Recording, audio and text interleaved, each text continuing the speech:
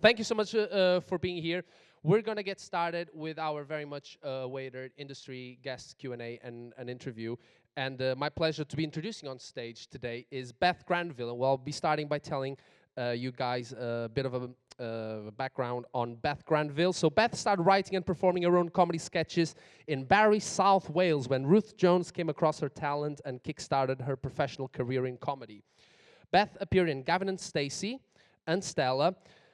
She spent 2017 as part of The Comedy Room, the BBC's development program for comedy writers. Some of her current projects include the development of her first feature film with Mark Gordon Pictures and writing for the new Mitchell & Webb TV sketch show. Beth currently works as a script consultant and director, working on a range of scripts from stand-up comedy and theater, working most recently with comedians such as Tom Ward, Divina Di Campo, Ash Holm, Freya Mallard, and Tom Price. Please welcome to the stage, Beth Granville.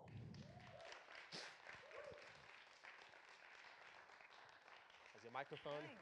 Hello, Beth. Hi. How Hi. are you doing? I'm good, thanks. How are you? I am very stressed because putting on a short comedy film festival is very stressful. I can only imagine. But I feel like now it started. I can breathe, you know? Yeah. It's fine. What are the lightsabers for? Well, eventually this will do it like a Star Wars fun Great, I was party. hoping for It that, was, yeah, we'll that's- just like that's start class. swinging the lightsabers. Beth, I always like to start these interviews because, you know, we set this short comedy film festival in Cardiff, Wales, and I always like to ask my guests what their connection to Wales. Were you born and raised in Cardiff, Wales? I was, yeah. Cardiff, born and bred. Yeah, big time. And are you big time? Yeah. And are you currently living in Cardiff? No, I spend my time between London and Cardiff, Yes. which is not a very exciting place to.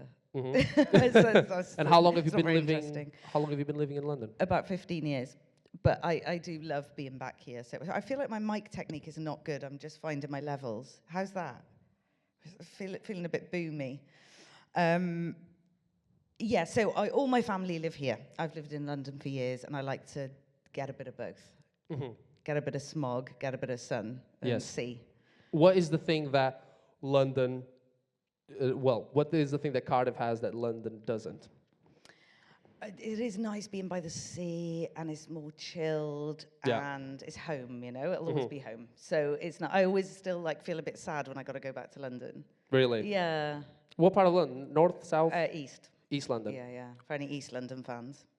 And I currently run a market. I'm a big EastEnders fan, and I'm doing a market stall at the moment. On weekends, I'm doing vintage clothes, and I don't know how I've manifested my life to be like EastEnders, but Yeah. the amount of drama going on in my life at the moment, and the fact that I spend every weekend doing a market and like asking people to watch the stall and stuff, I'm like I'm a proper EastEnder when I'm home, and then Yeah. you know, Welsh when I'm here. Amazing. Lovely stuff. Let me ask you one thing. You went from writing comedy sketches to getting spotted by Ruth Jones. How did that come about? This talent spotting. Well, Ruth so I Jones. was doing comedy sketches live with a friend, Francois Pandolfo, who people might know. He's in one of the films that you're He showing. is indeed. Yeah. Yes. So I forced him to do some comedy sketches with me. And then they went well and people laughed. And I was like, well, that's good. And I didn't know what the Edinburgh Fringe was. I didn't know anything about the industry. None of my family are in the industry. I just always knew I wanted to do comedy and thought that might be a good place to start. So we did those. It was the most terrifying thing I've probably ever done. I think getting on stage with the intention and everybody going, oh, this is supposed to be funny is still terrifying to me now when I do it.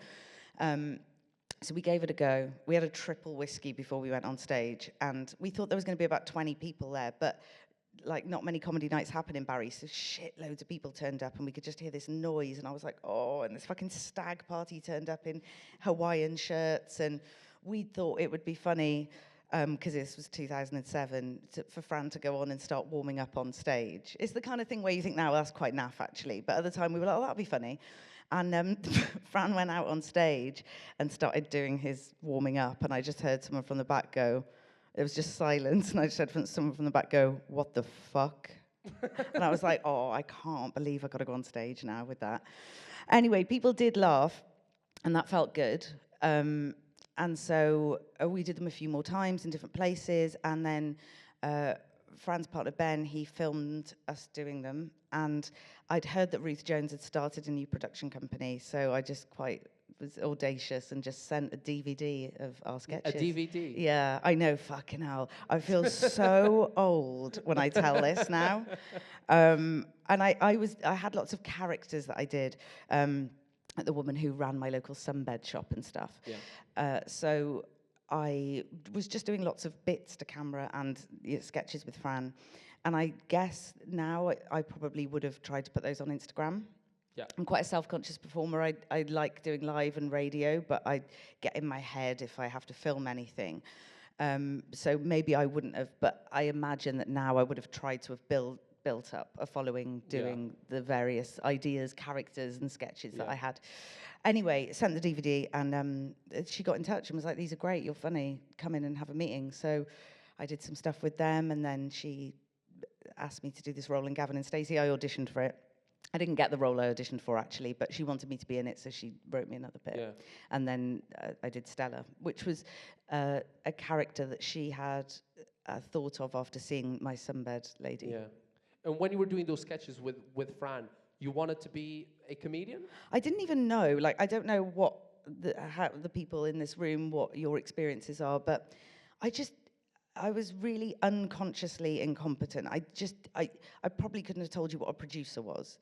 You know, I didn't really know. I just knew that I loved performing. I loved doing comedy. I'd always felt that I'd been good at making people laugh at school as opposed to getting good grades.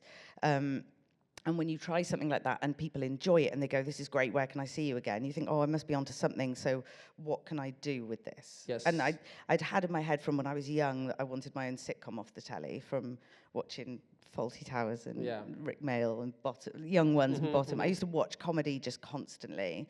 And I thought I'd love to do that, but I had no idea how I would put that into practice. And I'm quite thankful that I didn't know how many blocks would be in my way and still continue to be, as a woman, being working class, you know, not being private school educated, not being Oxbridge, not having connections, all those things. I didn't really know that those blocks existed, which I'm kind of grateful for. Right. Because I probably never would have tried. So do you think had Instagram been, you know, what Instagram is like as a platform for, you know, sharing content and build a career off the back of that, do you think if Instagram had been what it is currently, back when you were writing those sketches and just kind of mucking about with Fran, do you think you would have gone that avenue more? Maybe, quite possibly. Quite possibly, yeah, I wouldn't like to say definitely, but that would have felt like a natural way for me to try those characters and get them out there and do that. And as you're getting those roles, you know, with Ruth Jones, are you thinking, yeah, this is a career that can yeah, well, I think when you get a job, when somebody pays you to do something that you want to do, you go, well, that's it, I've made it now. This is class, I'm done. Great. And then about 50 times in my career, I felt that then. I was like, oh, well, this is it now. It's never been it, and it's still not it. And when I look at the jobs that I've done, and then I look at my bank balance, I'm like, what? When I had a radio show, and a couple of my friends back here, they came to a live recording of it, and they were like, oh, you must be sorted now. You must have you bought a really nice house in London? I was like, I can barely afford my rent. Wow. It's, you know, so I think you always feel like you've made it. And I've had so many parts of my career that I am so proud of, and I've done so many amazing jobs and worked with incredible people. But I think you've just got to kind of enjoy the journey, because I imagine people who have loads of money as well and lots of success probably still don't feel like they've made it. Maybe they do, I don't know. I don't know. Yeah, okay. Well, actually, speaking of success, I wanted to talk about a time in your life where I think you were very successful, because you're the co-creator and writer of the award-nominated BBC Radio Wales sitcom Foyle, which ran for 4 series. Yeah. That's correct. Not a 5th? What? Is there going to be a 5th one? No, not to my knowledge. No one's asked me to write one. They've actively asked me to not write a 5th. So. Oh, really? Okay. But it was firstly a play. And my first question is, why did you want to write a play at the time? Did you think that was the right format to showcase your skills, or was there a bigger picture for you when you first wrote Foiled? So I think I'm a big advocate for not letting people tell you can't do things. And I think I had some scripts, we were sending them out, and I was getting nice feedback, and I'd done a development at BBC for TV, and sort of sending things off, and I'm quite like, I want to do something. I want to do it. I just want to make something happen. I think theatre is a great, more accessible way to put your work on and get people to see your writing. And I'd done a couple of Edinburgh Fringes. I'd done a few. I'd been doing sketch shows for quite a few years, but wasn't sort of getting where I wanted to be. And I'd written this short play, which people had liked, and people asked me what I was doing with it. It was set in a hair salon. And I thought, well, maybe a full-length play of that. I'd done these sketch shows at Edinburgh, and I'd learned how Edinburgh worked. So I'd done the Free Fringe, I'd flyered loads. And so I'd had really good audiences, but I didn't have any reviews or PR coming in or much industry. I was starting to get to know people, but I was like, this is frustrating. I know this is good. How do I get people to see this, and where do I go? What do I do with this? So I thought of writing a full-length play of the short in the hair salon. And then I realised I just wouldn't have the money to put a play on because that's expensive. And so I thought, well, could I just do it in a hair salon in Edinburgh? So I phoned the Fringe office, and they were like, yeah, you can if you get somebody to agree to let you do it. And I was like, yeah, I'm just going to rock up to a hair salon and just be like, right, we're putting on a play here, like the most insufferable person at the Fringe. So I phoned every hair salon in Edinburgh, and most of them said yes. They were like, yeah, you can come and do that. Then you have to apply for a theatre licence to start a new venue in Edinburgh. So I was like, great, I'll just do that. And they're like, oh, that's £1,000 for the application. I was like, sorry, what? So, and then you might not get it approved as well. So it's not like £1,000 to do it, it's £1,000 to apply. So. Oh, and you'll never see those £1,000 back if that doesn't. Oh, no. Okay. And that's a lot of pounds. Yeah. It's 1,000 of them. It'll get you like one big shop at Tesco's now, but like back then. Yes. So yeah, the costs sort of started racking up, but I really wanted to do it by this point, and I'd met a writer on the Arvon course, the comedy writing course. I like to just keep learning all the time. I still do courses when I can and workshops. And I'd met somebody who was great, and we'd started writing together. So I said to him, are you interested in writing this as a full-length play with me? I've got the characters, the idea, I've got it as a short, I want to extend it. So, because it's kind of, I like collaborating. I think it's always more fun writing with people. So he said yes, although he'd never been in a hair salon, but I was like, look, you're funny, and go and sit in some. So that's what he did. Anyway, so he came in on it with me, and then we split the costs.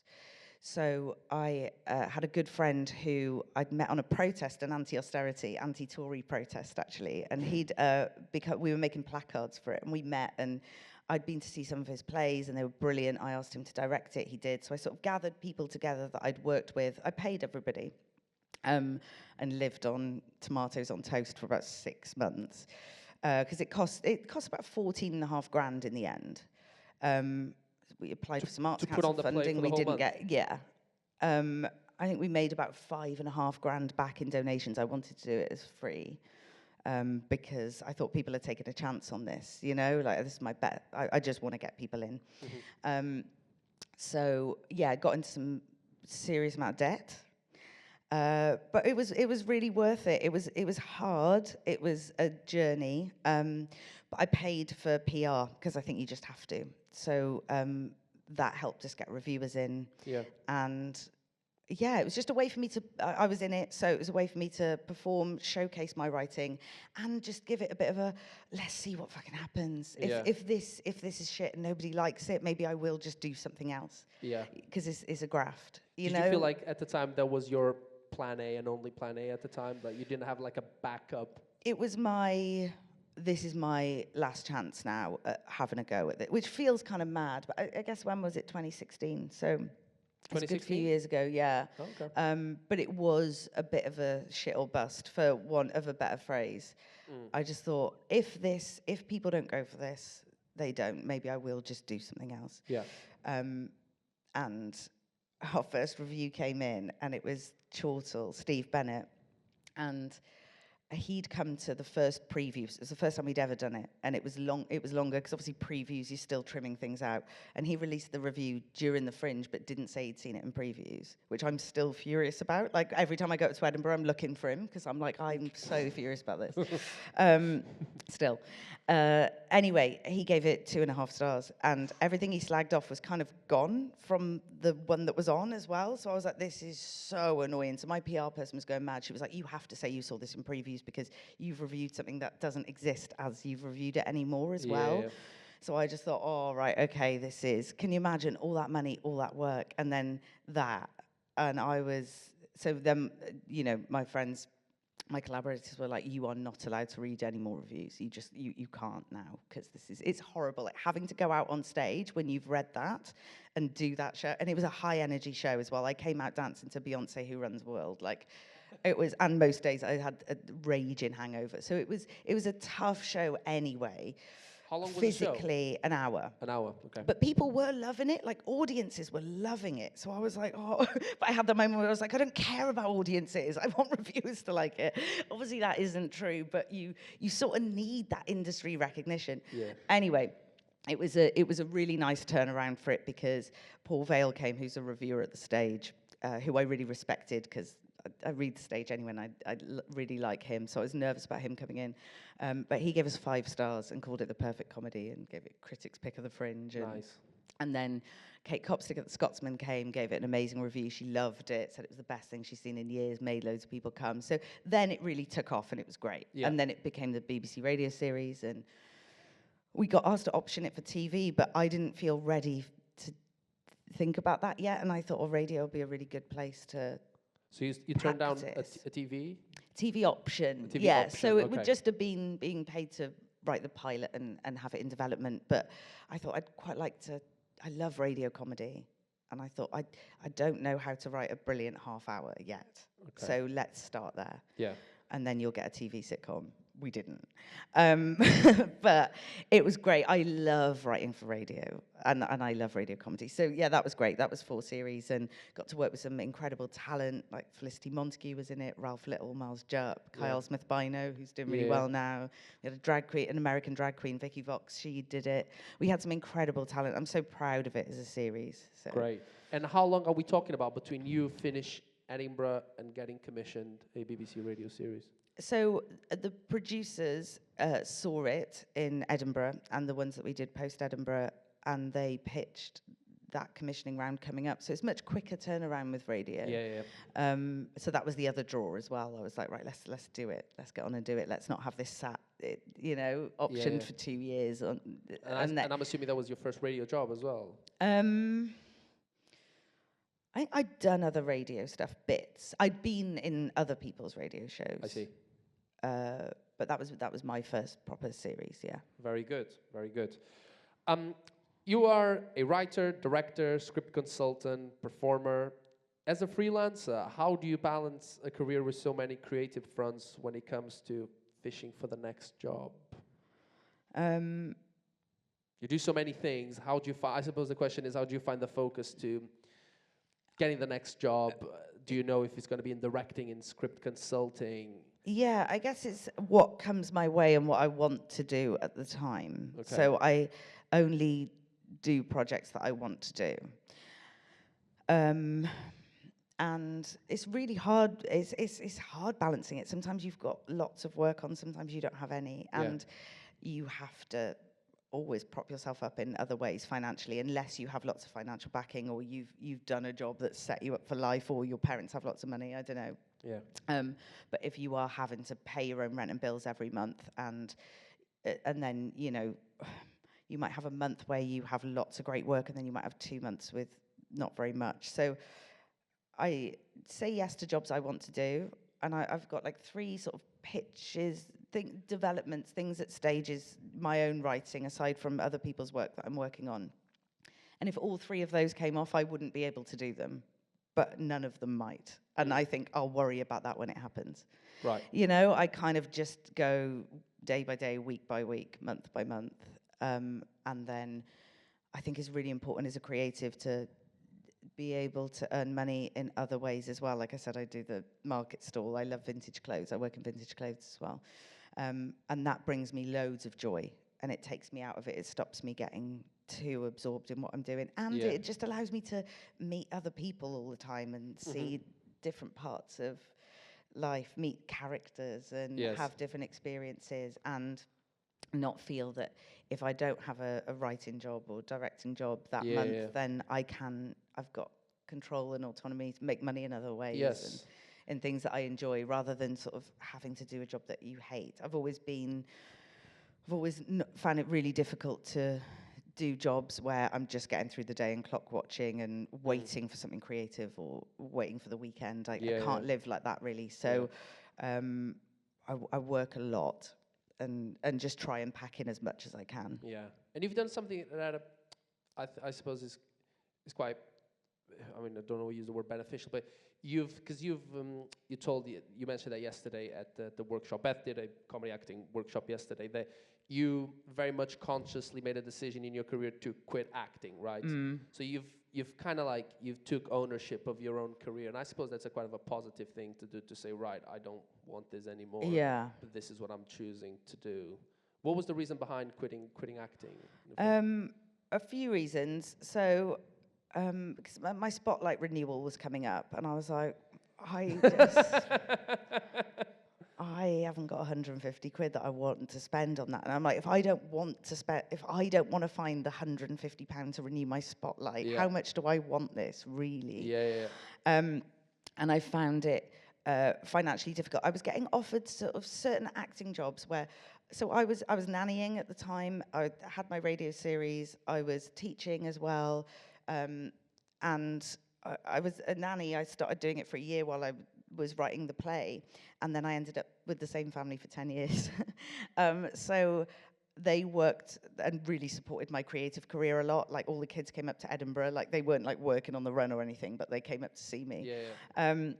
So I was, when my acting agent wanted me to do certain theatre jobs, say, like there was one I got offered, I won't say the name of the play in case like anyone's connected with it or whatever, but it was in North Wales in Theatre Clwyd, and I would have been there for a couple of months. And it was about 4 lines as well. I was like, can you imagine how bored I'm going to be waiting? And they were near the end of the play as well. So I was like, I'll just parachute on at the end, say 4 lines. And they were like, oh, well, it's a really good director, or, there'll be really great people going to see it. I was like, yeah, but I doubt they're going to be like, oh, we need that person who's parachuting in at the end saying 4 lines. And I was like, I explained to my agent, I was like, the thing is, if I take that for 2 months, I have to give up all my regular teaching work. I'm a nanny. Like, if I lose all of that, I'm so back to square one. How do I get all of that income again? And then it would be, oh, can you go in for a recall tomorrow at 1 o'clock in Soho? And I'd be like, well, no, because I'm teaching. So if I have to get cover for that teaching, I lose £100 odd, and then I don't have that money. I was like, I can't do this. And then also it was, I get in my head a lot. I really didn't like the way it went with self-tapes. I'd much rather rock up to an audition. I found self-tapes really difficult because I'd just be like, oh, God, I look hideous from that angle. And if you're thinking about what you look like, you're not acting. And so I didn't want to have to do all of the admin of it. I think that some people love the fact that you can self-tape. I'd hate it. And if it'd be like, one's coming in tomorrow, would I just not go on the night out I'd planned? I just thought, my life isn't in control. I don't want to not turn up to things because someone's birthday night out because I've got a self-tape to do. I didn't want that for me. And I thought, with writing, I love it, and nobody could stop me doing that. I'm always going to do that. Even if nobody's ever paying me to write, I'm always going to write. And with acting, I just didn't have the same passion, the same drive. But I love performing, and especially because I work in comedy, I'll always do sketches live. I love radio. I love performing for the joy of it.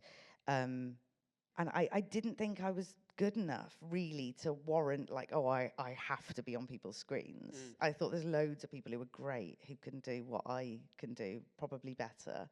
And I was thinking, if somebody came specifically to me, like they have done with certain radio things, and they wanted me for some reason, I would do it. I love performing, but I'm not putting myself. Also, it's like there's so much rejection in acting, and writing, and I thought I can't have the double whammy of this. Do you know what I mean? It's like Yes. I can't just be getting just doubling my amount of no's Yeah. all the Yeah, yeah, time. yeah. It's just because it does send you on an emotional journey. You've got to be so resilient. I can totally relate to that. Yeah, and so it's really hard Yeah.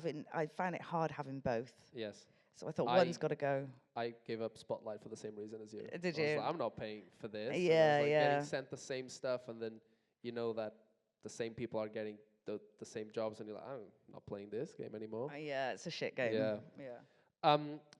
You've worked as director. You work with different types of performance in different types of genres of comedy. So you've worked with stand-up comedians such as Tom Ward, but also with drag queen such as Davina De Campo.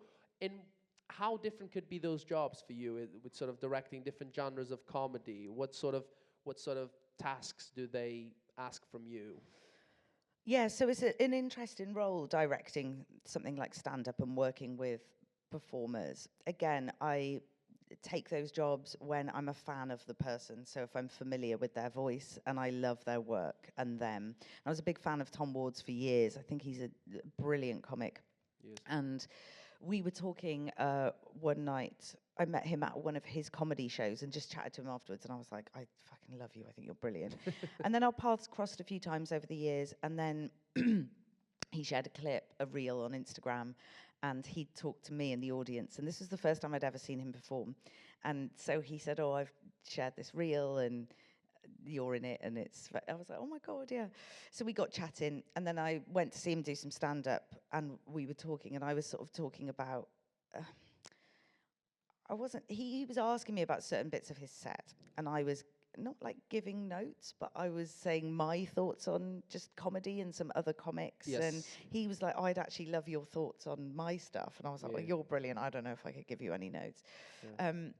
But we started working together and he said, I'd love you to direct my show. So there's sort of a bit of dramaturging that goes on, you know, talking about the sort of helping to structure it, pull bits out. He trusts me if, you know, I take him down a road where I'm like, I think this is really funny. I think this is a nice journey. I'll kind of give him notes. We might discuss if something hasn't landed, what's a better way it could be set up. So I'll sort of work within the script and then, yeah, just help shape it and direct it. Great. So that was how I worked with him. And then Davina, very similar.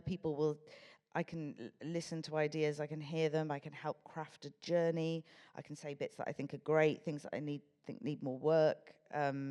So I work sort of in as a writer on those shows as well. Yeah. And Davina's incredible. I worked on Alyssa Edwards' show in the West End as a script consultant, but ended up kind of working quite heavily on... We ended up reworking the whole show sort of on its feet a week before, and drag queens are so used to being able to do that as well. So I feel like every person, every talent is really different. How they want to work is different. And so that's why I have to work with people that I love and believe in their voice, and I think they're great. And then that enables me to help them say what they want to say in the best way possible, really. Fantastic. Very good. This was my last question for you, but I would also love the audience to, if any of you have a question they would like to ask Beth, this is your time, and I've got here a microphone for you so your voice gets heard loud and clear. So if anyone of you got a question for Beth, you don't have So much to. pressure, isn't it? So much pressure, isn't it? I'll put you on the spot. You can ask me about vintage clothes if you want, or nanny, and it doesn't Totally have open to for be vintage comedy clothing. related. Anyone has got a question? You getting the question? Okay. I'm not going to say it on the stage. I'm not the performer. Is this on? Hello. Okay. I have a question about when you're writing. I think it's different because I'll go watch comedy with Jose, and I always think about how what we're seeing potentially just the different experience of being a woman watching a comedy show and a man watching a comedy show. And I'm just interested to know from your perspective of writing for the different gays, or if there's like a baseline there of, because I feel like very often like just crowds of people, like the girls go see the girls and the guys go see the guys comedy, like, but what's the baseline and what's it like writing for those different types of gazes?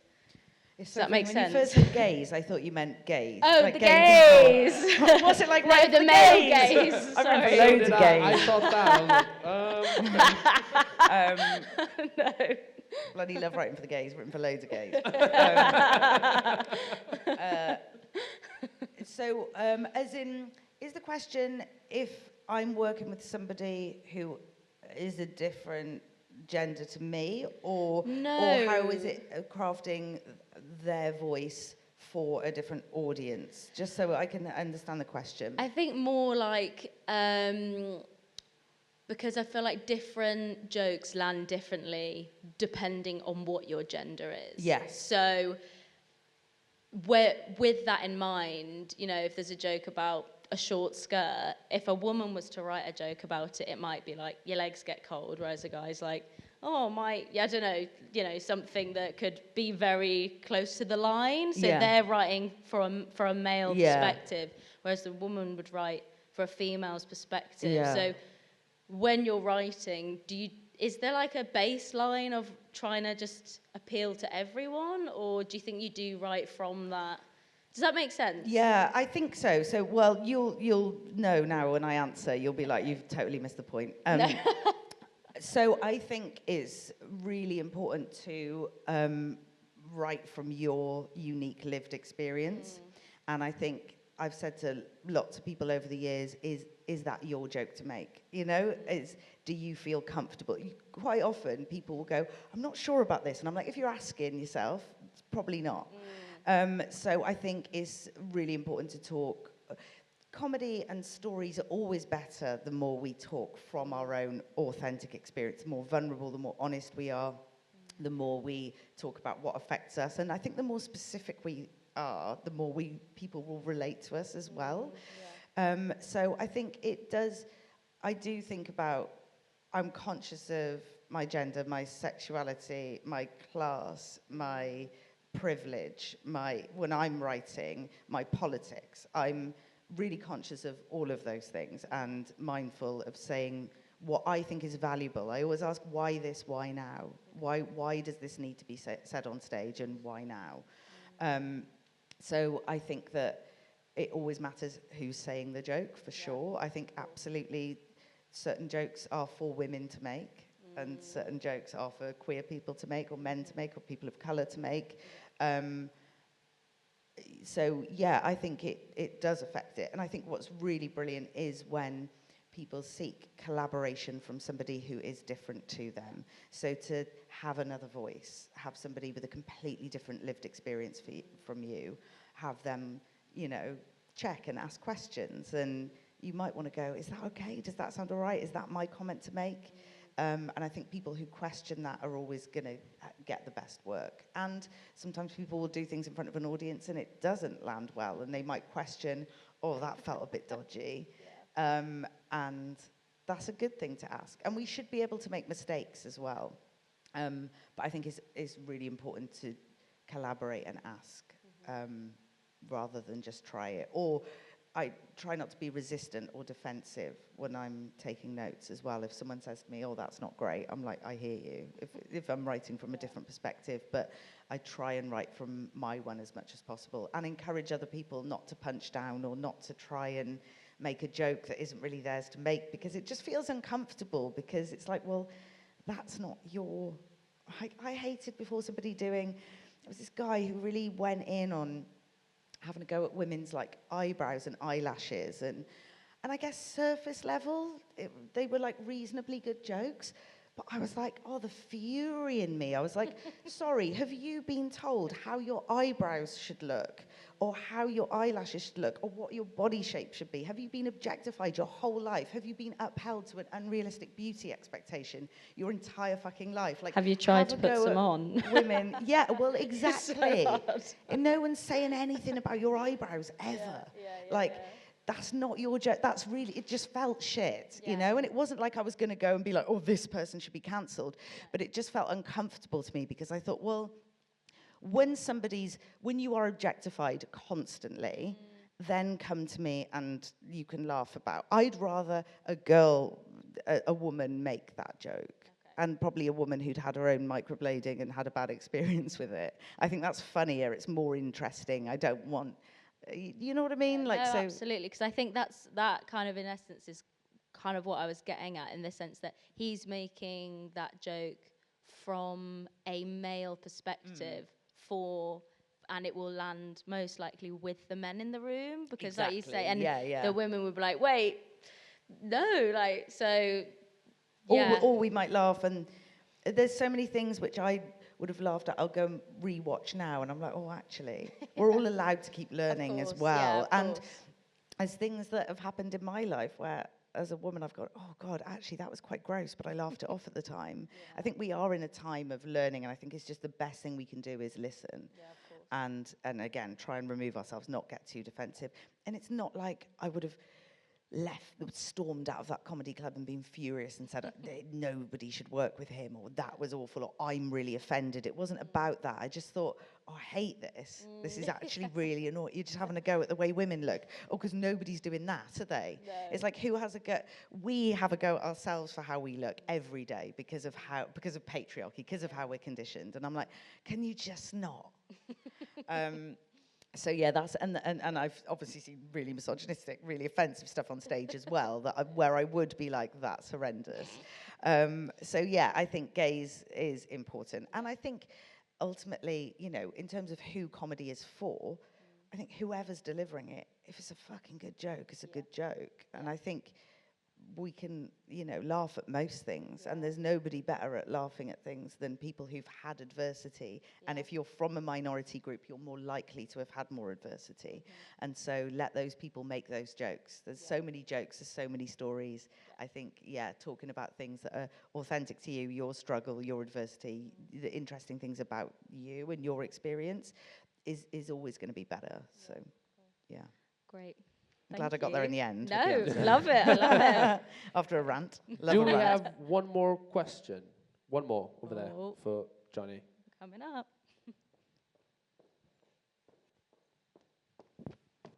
Then we'll have to wrap it at that, because we have one more coming up before the screening. But Johnny, go ahead. Great. I'll just try to phrase it quickly. You mentioned 3 projects. I don't know if this is just a vague example or if you actually have got, like, you're currently working on 3 pre-commissioned things.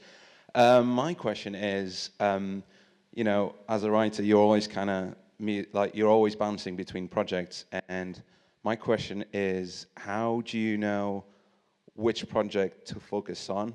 And then following up on that as well, is on these pre-commissioned projects, is it a motivation-led thing? Is it a discipline-led thing? How do you go like, oh, I'm just going to have a rest day, not actually working? How do you, that's a great question. I've got loads better at it over the years.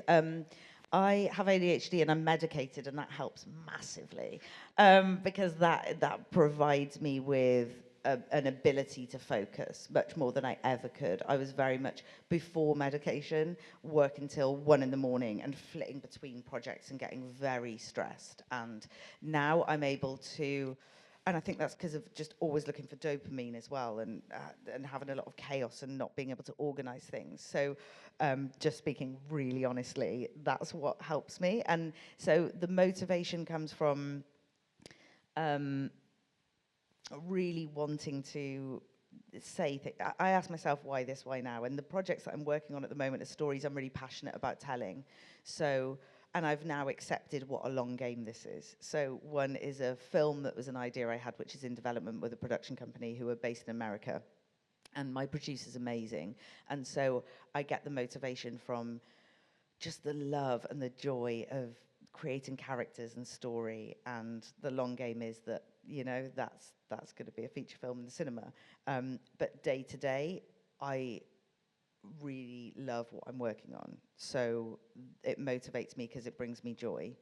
And I am really strict with dividing my time. I have to, like, put my phone in another room, and even with medication, I have to be so strict with myself, where I'm like, right, 3 hours this morning, I'm working on that film treatment. Phone goes in another room, I'm doing it. I'm not, like, talking to myself, going, you have to do this, you have to do this. I might, like, clean the flat a bit first. I might get my adrenaline up by doing some other tasks, but I will just go, I have to do it.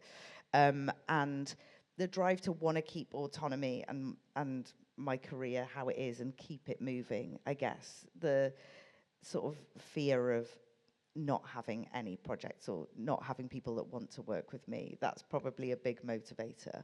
And I split my time between them because you don't want all your eggs in one basket. You can't just be having one thing you're relying on.